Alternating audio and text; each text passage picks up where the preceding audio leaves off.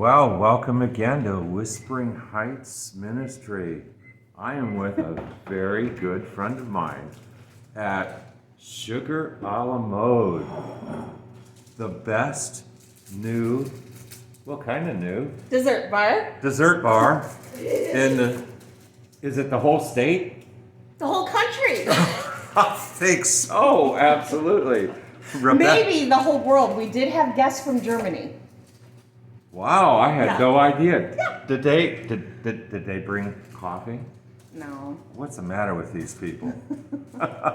They did eat gooey cake though, and they liked it. I'm glad to hear that. We're not eating cake today, but we are talking about the whispers of God, which is what we do at Whispering Heights. And but first, I think we need to talk about cookies. Okay, what do you want to know? Your cookies. Well, Tell what me do you about want? You've been doing this for a long time. It'll be 7 years in January. Oh, almost the whole time I've known you. Yeah. Yeah, I'd say so. And you've been in not just the bakery business, but you had a bakery. Yeah. It wasn't what you needed, No. but what you have now is amazing. Yep. And we want to get into that a little bit, but I want to hear about what you make. What do you like? I mean, what's your That I favorite make? things yeah.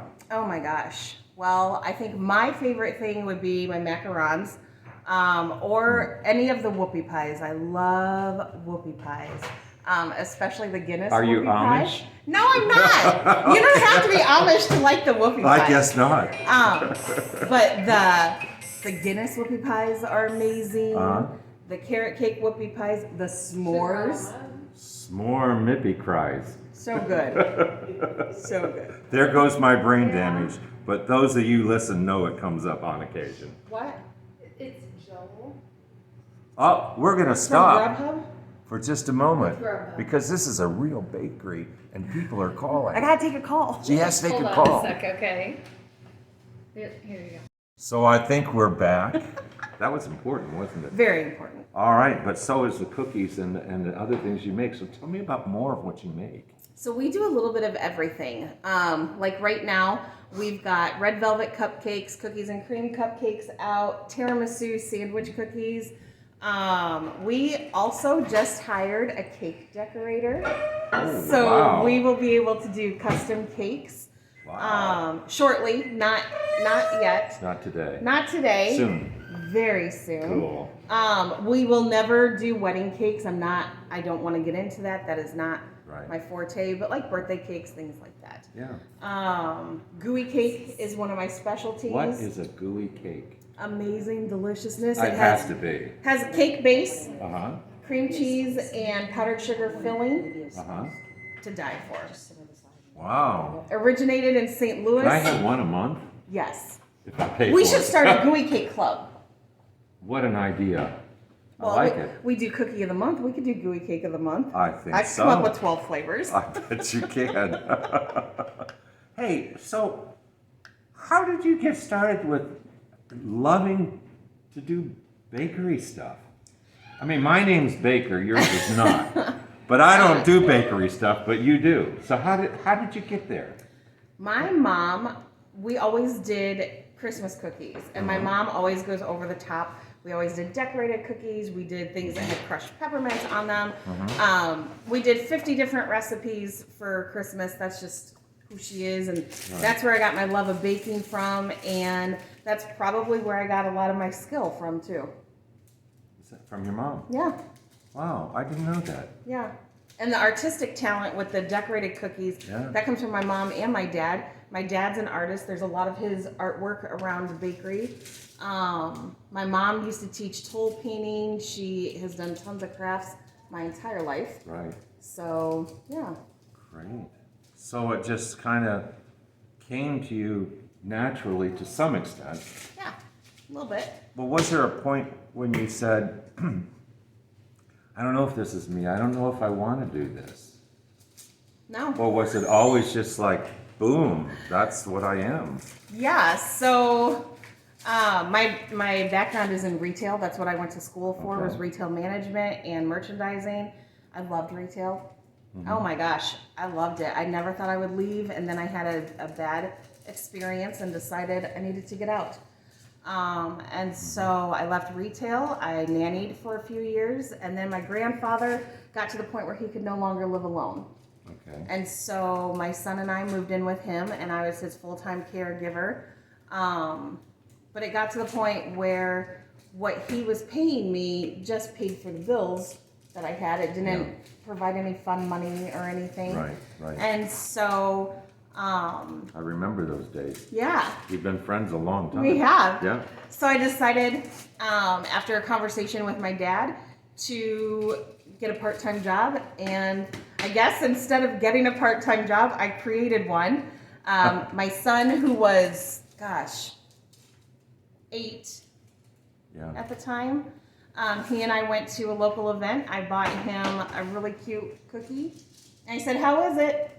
And he said, "It's okay, but yours are better." And that literally is what launched my baking career. What your son said. Yeah, That's because incredibly great. I told people about it. I met a friend and her husband at the event, and then we went to lunch with my mom, and everybody that I told was like, "So sell your cookies." Yeah. But I didn't know there were things like cottage food laws and all these regulations. So, If it wasn't for the laws. right. Everybody could be a business owner. Not everyone can. Well, they can, but you are. Yeah, That's right. yeah, You know, what you brought up with your son, yes. I'm very interested in that because I think it goes right along with kind of where I thought things would go today a little bit. Okay. And you know, in the Bible, there's a statement. Jesus said that my sheep hear my voice, Yes. and they will follow no other. And that goes to the whispers of God, Absolutely. because He said, not everybody hears His voice, but His sheep hear His voice. Yeah. And I think that goes to a lot of things in life.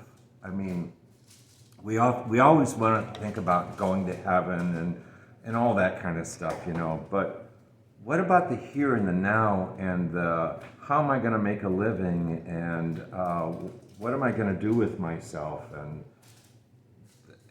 everything of life? Yeah. Jesus is our great shepherd, and he's interested in those things.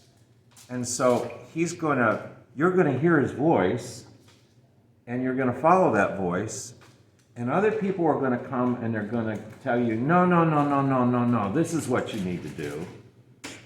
And you yourself could go, no, that's not what I can do. But you have to hear his voice, listen to that, go into that, and then follow that voice. So I'm interested in you telling me, I mean, your parents because of who they are, your son because of what he said, those come from the Holy Spirit. Absolutely. But how did that happen?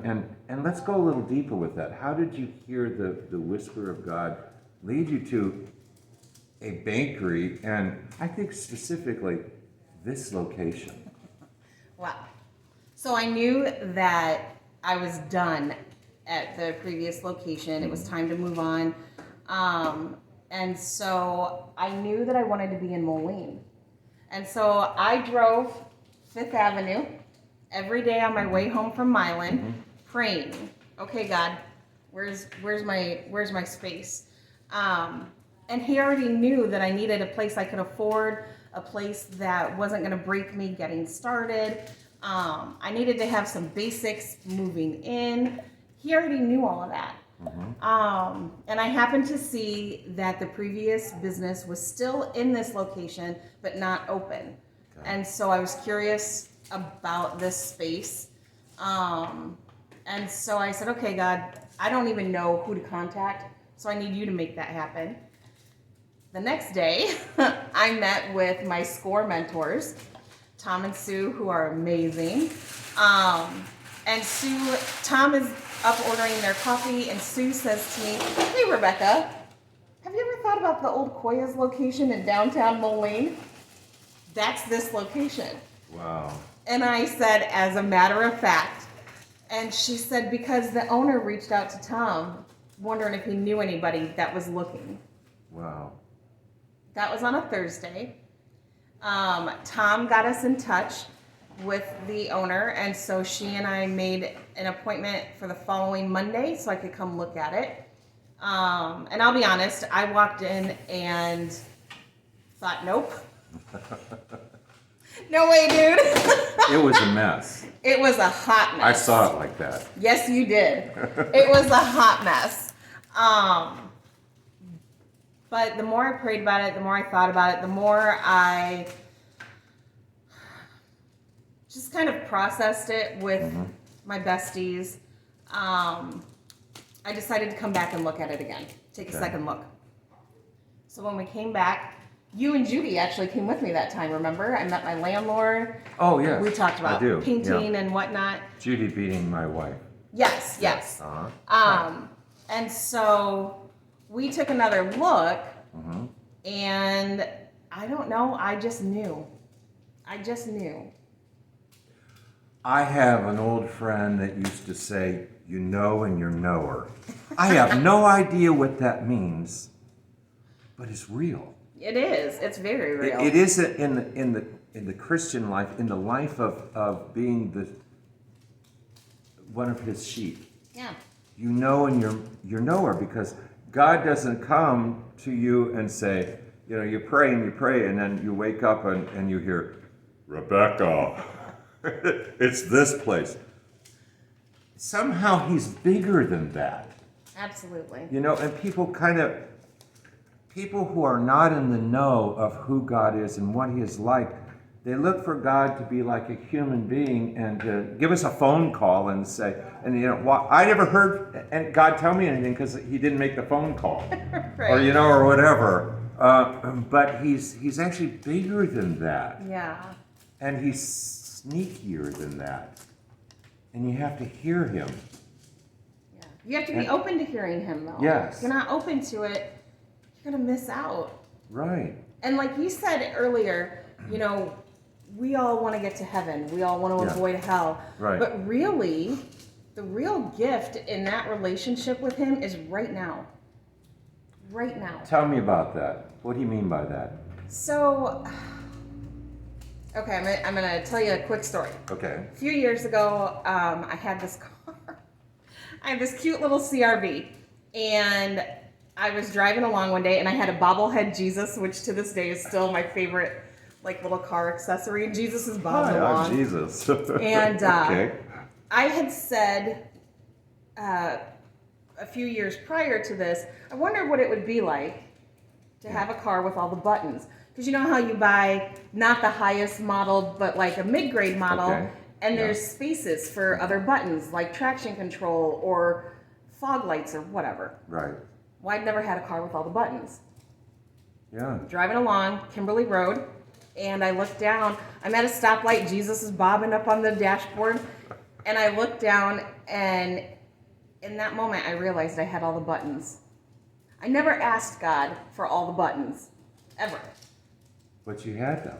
And he knew that that would tickle me pink. And it Wow. did. But here's the thing. So he cared about all the buttons in the car, right? Right. Really insignificant, goofy thing, because let me tell you, you don't use all the buttons. You don't need all the buttons. I love what you're saying. But he knew, He right? knew. And, you know, we often look to God and we think, well, God's not going to give us anything, or he will just give us the cheapest little thing in the world.